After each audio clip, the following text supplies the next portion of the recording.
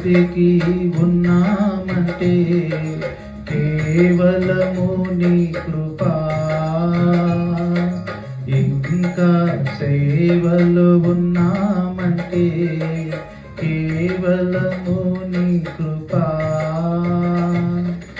ఏ మంచితనము లేకున్నను, ఏ మంచితనము లేకున్నను, కొనసాగించినది నీ కృపా. నిలబెట్టుకున్నది నీ కృప, నీ కృపా, నీ కృపా.